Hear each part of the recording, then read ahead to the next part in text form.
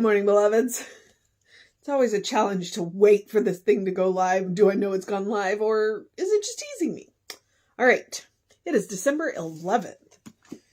It is quite cold out there. It was in the 30s. I got some frost pictures. I'm kind of excited. It's like we had a minute of fall, and now we're going to have our minute of winter. It's going to be back in the 60s today. All right. It is December 11th. Our title is Wholeness for You. And our author is Clara A. Palmer. And this is from You Can Be Healed from 1937 from Unity. I'll read it right there on the edge if you can see her. The ministry of Jesus Christ was founded on healing of mind, body, and soul, as well as healing of nations. Who will say that in God's mighty service of healing, Jesus was working against God's will? Not one. God's will is wholeness. Holiness is the outworking of God's will in the mind and soul. Wholeness is the acceptance of God's will in the body. Abundance of all good in the outworking of Spirit's will in one's affairs and environment. The personal ministry of Jesus was short. It lasted but a few years after his baptism. Yet his words and deeds so quickened the minds of his followers that those whom he taught passed his teachings on to others. Those whom he healed kept his healing ministry alive. Those who felt the power of his love talked and sang and wrote of it until now the whole world knows about Jesus Christ. Every person is a cell in the universal Christ body. So close are we to him. The work of Christ will not be completed until every cell, every soul, and body is radiant with the love that portrays the fullness and glory of divine life. His work will continue until everybody is perfect and whole. Let your life shine with the fullness of his love for you, his joy in you. Do not delay. His perfect healing work do not delay his perfect healing work by a single retarding doubt. Sorry, I didn't know where that sentence was going. And I screwed it up. Okay. I'll open the book back up in a minute because there was a lot in there. So we say Jesus Christ like it's a name, right? It's not a name. The Christ is not a name. It's a title. A title? I would say more it's an activity than a title. It is something that Jesus did. That's why when I talk about the Christ consciousness, because Jesus is the absolute best example of the Christ consciousness. There are some other really good ones out there. Ironically, we call them different things. Because the Buddha is also another really good example of the Christ consciousness. They just call it the Buddha consciousness. Well, it's the same thing. We all come pre-installed with this consciousness. She called us a cell in the universal body. And I really like that idea. Because if you think of the trillions of cells that you were made up of, and every single cell in your body has one purpose, which is you. So if we're a cell in the universal body, every single cell has one purpose, which is life. Okay? But it means that we all come pre-installed with that life, which we could also call we could call it the creative spark. We could call it life. We could call it the universal pattern. We could call it the Christ consciousness. We all come pre-installed with it because we were made by it. Like we were made by the Christ consciousness. So therefore we can use the Christ consciousness. And she talked about, his followers keeping the story alive because they saw the power in it. They felt the power in it. Therefore, they kept it alive, which is why he's absolutely the best example. He came into this world, Jesus, knowing who he was. And at no time did he ever let anybody completely dissuade him of that. He had his moments. He had his moment in the garden. He had the moment when when he was talking to was the moment in the desert where he was talking to Satan. And he says, "Get thee behind me, Satan." Because Satan was trying to make him doubt. And then occasionally, his followers made him question, which just proves his humanity. He wasn't perfect. Well, he is perfect and whole and complete and all that, but he had his moments he had those moments where he questioned, am I doing the right thing? Yes. And we all have those moments. Are we doing the right thing?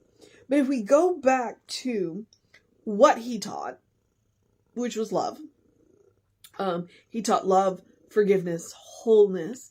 He taught those three things. Then, we can't go wrong. We can't go wrong. If we take actions out of love, if we seek wholeness, and if we are willing to forgive, that seems like it's kind of, everything. Because it was like what she said, justice, mercy, and humility yesterday. And that it's the same thing here, where it's love, wholeness, and forgiveness. It's the same kind of the same idea, just slightly different words. So we can. That's what we're working on. Okay. So if the title is Wholeness for You, I would say that Clara's idea is that we are already whole. What we need to do is remember that. Be conscious of that. That's kind of what Jesse was talking about yesterday. If you haven't seen the Sunday service, go back and watch it. It's up on YouTube and on Facebook. I'll get the Facebook comments on YouTube tonight. I didn't do that last night. But it's what he was talking about. It's like you already have it, but until you're conscious of it, you don't have it. So the divine wholeness we already have, the divine wisdom we already have. But if we're not conscious of it, we're not using it, then we don't have it. Make sense? So, the ministry of Jesus was founded on healing mind, body, and soul, as well as nations. Okay. Holiness is the outworking of God's will in the mind and soul. Wholeness is the acceptance of God's will in the body. Okay. So holiness is the outworking of God's will on the mind and the soul. And then wholeness is the acceptance of God's will in the body. Abundance of all good things is the outworking of God's will in one's affairs and environment. There's a lot in that little paragraph there. And when you think about it, Jesus' ministry literally lasted about 3 years. So, okay. Every person is a cell in the universal Christ body. So close are we to God. The work of the Christ will not be completed until every cell, every soul, and everybody is radiant with a love that portrays the fullness and glory of the divine life. Okay. So it doesn't mean that everybody has to know about Jesus. What it does mean is everybody has to know about the Christ. Now, here's the good news. We can call it different things. Like a lot of the religions out there already have the Christ idea. They just call it something different. And that's one of the reasons. It's one of the reasons why when we went into ministerial school, they taught us world religions. So it's like, oh, so I can recognize the Christ consciousness in your religion, and we can have a conversation about that. And I don't get bent out of shape when you don't call it what I call it, because we're talking about the same thing, right? And so that's what Clara's talking about. When every single living being it is working in the Christ consciousness and working with the Christ consciousness, then we'll have peace on earth. So what is our job? Our job is to live the Christ consciousness. And our job is, we are to be the best example of the Christ consciousness. And I frequently say, the password is love. And she gave you in that one little paragraph, she's like, look, holiness is the healing in the mind and the mind and the soul. Wholeness is, that's God working on the body. That's accepting God, accepting the wholeness of the body. That's healing accepting God's wholeness is healing for the body.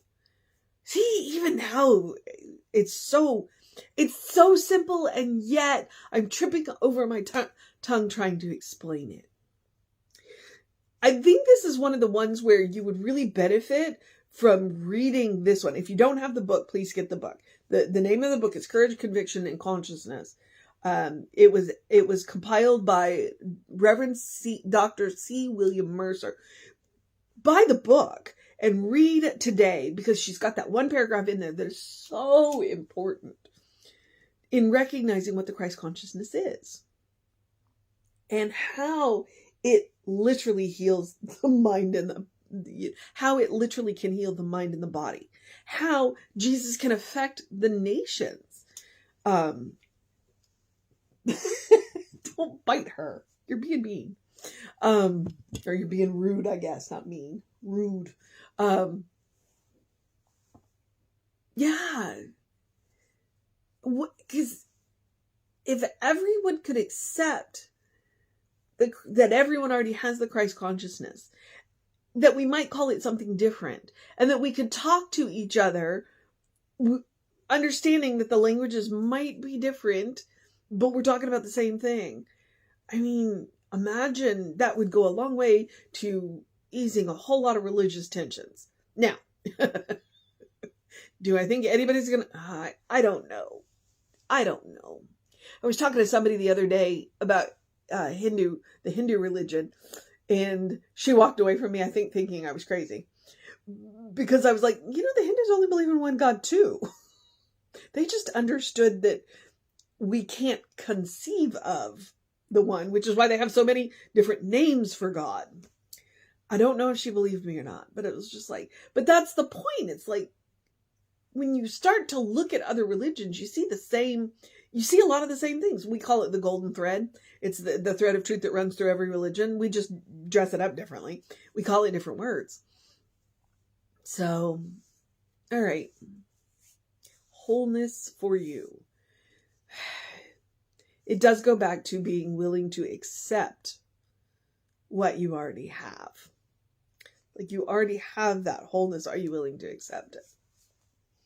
And sometimes when we accept the wholeness, it asks us to give up other things. And that's okay too. All right. Okay, I'm being distracted by the back claws on the cat next to me. So, the mission today, should we choose to accept it? Wasn't clear cut. Today is one of those readings where it's like, I've read it to you. I've talked a little bit about it. I really think you would benefit from reading it yourself.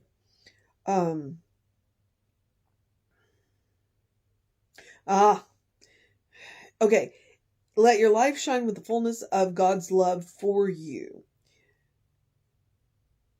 God's joy in you. Do not delay God's perfect healing work by a single doubt. So, the mission today, should we choose to accept it, is to examine our doubts and counteract them.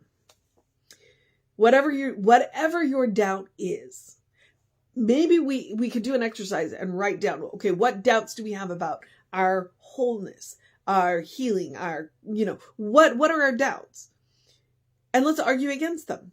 It's what Emma Curtis Hopkins teaches. It's like, if you have a doubt, then let's look at that doubt and tell ourselves why that doubt is not true. Okay? Create an affirmation to counteract whatever your doubt is. And if we work through our doubts, we're going to get to that perfection.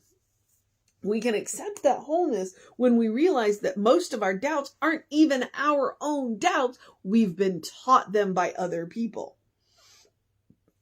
Arguably by people that love us, but still. So maybe the mission today is that write our doubts down and let's take a good hard look at them and decide if they're actually even our doubts. And let's write affirmations to do the opposite, to affirmations that will help to counteract our doubts. There. That's kind of a heck of a mission. You can take more than one day. All right. The other mission is the same mission I give you every day, which is the spiritual practice of self-care. If we are going to work on our doubts, then self-care is extra important. So I encourage you to do something loving for yourself, do something kind for yourself, do something compassionate for yourself. Be it one thing, be it three things, be it all things. That's the end goal here. That's why I mention it every day, is to do that. And I can't think of anything much more loving, kind, and compassionate than to really, work on your doubts. I mean, how many of us have doubts buried deep in our subconscious we're not even aware that we have? And we are not the ones that put them there, but we accepted them. And so maybe it's time to dig those doubts out and let them go. All right. It's like, this is not true. It's never been true. Why do I believe this? All right. That is a loving, kind, and compassionate thing that you can do for yourself. Examine the things that you have been told and decide, how many times do you hear things in your head? Have you ever listened quiet? Have you actually listened to the voice that you've heard in your head? How many times do you hear your mother in your head? How many times do you hear your dad in your head? How many times do you hear your third grade teacher in your head? And you're like, well, I didn't know she was still there, because that's not true and hadn't been true since I was in third grade. So, here we are. So love, kindness, and compassion. Listen to the voices in your head and kick some of them to the curb. Kick some of them to the curb, because what they're saying isn't true. It was never true. And it's certainly not now. All right. You can also, how I say take a deep breath before a deep breath before you speak? That's part of it. Listening to what you're about to say. And then hearing whose voice it is that is repeating it in your head. Because that person may have had your best interests at heart, or that person may not have. How many times do we listen to talking heads on the news or, just on TV in general, and they don't know us, and yet here they are, and we take it as gospel, and it is not. So maybe listen to the voices. Okay. You can also take a walk, take a nap, take a break. Especially from listening to the talking heads on TV. I highly encourage you to take a break. I've been seeing this meme lately, and I think it's Robert Plant. And it says, for God's sake, turn off the news and turn on some music. It's actually really good advice. It's really good advice. So, practice self-care on yourself. Practice love, kindness, and compassion on yourself. And one of the other things, it is the holiday season, so I'm going to remind you, one of the things that the most loving, kind, and compassionate thing you can do is say no. And remember that no is a complete sentence. All right? So there is that. All right. And now I'm going to lose my train of thought again. We'll just do the rest of the suggestions. I'm not going to beat the whole love, kindness, and compassionate, because I do. Because I believe in it, All right. The rest of the suggestion: do something to engage your mind and your body, whatever that looks like for you. Drink plenty of water. Hydration is super important. Your brain will work better. Your body will work better. And your skin will look better if you are well hydrated. Where was I going? Get that early in your day bright light. It was in the 30s today, probably the high 30s by the time we got out there, to go for that walk. And I love cold days because when the sun hits your skin, it just feels so good. So I got that 5 to 10 minutes of early in my day bright light. It was probably, it's not quite 8 o'clock when we got out there. So that's what I'm talking about, to help to reset those circadian rhythms. And those circadian rhythms are a natural hormone balance that will help to support your energy. How you'll sleep better at night. You'll have more energy during the day. It's a real thing. You can look it up. If you look up circadian rhythms, it starts with a C. And if you can't get that 5 to 10 minutes of sunlight between 7 and 9 in the morning, there are other options. One, artificial light will help, especially if you get up before the sun or well after the sun, because, if you work late into the night. You can also Google sun lamp or seasonal affect disorder light. That will give you that perfect, wavelength of light to help reset that circadian rhythm. They use them in Alaska, so in places where they don't get a whole lot of sunlight during part of the year, so it's helpful. All right, and I think I'm at the part where I can encourage you to open the windows of your soul. Allow the breath of heaven to remind you do live in heaven right here, right now. It's all around us all the time. So Clara talked about we are a cell in the universal body. All right. Which means if this is the universal body, then it's all God.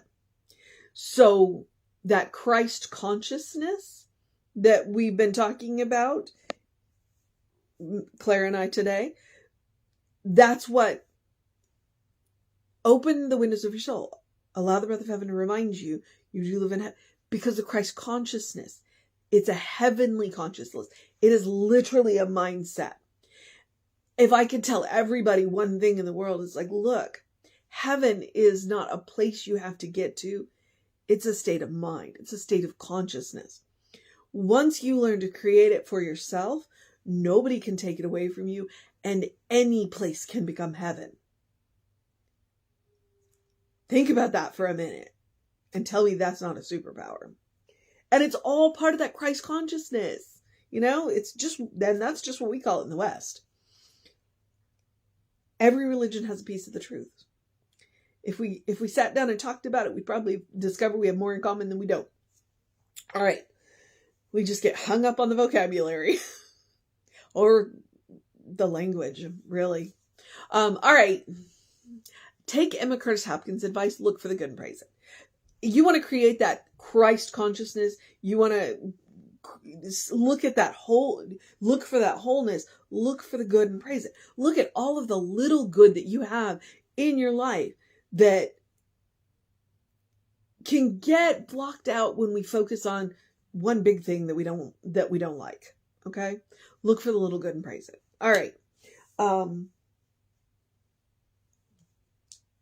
I'm going to move forward. Email info@creativelife.org if you want to know what's going on with the center. And I'm going to remind you that we are Creative Life Spiritual Center, Creative Life Spark, and I'm the Rev Ryan on the social medias that I am on. There are hours and hours and hours of amazing content. So please feel free to go and check them all out and share them with your friends. Okay. Yep. Yeah. I'm going to encourage you to have a great day, a wondrous day, a fantastic day, a magical day, an enchanted day, a wonderful day, an awesome day, a frosty day, I took pictures of the frost day, a curl up with your fur baby day, and stay warm day, and wear an extra layer day, enjoy the cold while it lasts day, get some sunshine on your face day, happy beginning of the week day. I mean, it is Monday in 2023. A take care of yourself day, a good day. And if that is too much pressure, simply have a day. You are enough just as you are. You are a beloved child of God in whom God is well pleased and well represented. You are a brilliant light. You are a divine spark. You are spirit in motion. You are God in action. You are a cell in the universal body. Or as Reverend Jesse likes to call us, a godling. All right? Get to know the truth of your being. Peel back the layers of everything you've been told. We talked a little bit about that. What society has told you, culture has told you, religion has told you, gender normatives have told you, stereotypes have told you, archetypes, peel it all back. Get to know who God knows you to be. Make regular trips to the source of your being, which is God, by the way. Get to know that, create that well-worn path, and see how it changes your life. All right, beloved. Because I can promise you that the person that God knows is cool. And most importantly, good. All right. Okay. I'm a little, yeah. Where was I going? Reverend David will be on around 5 p.m. with you. I'll be back with you around 9 a.m. Take care of yourself. Know that you are loved. And I will see you next time.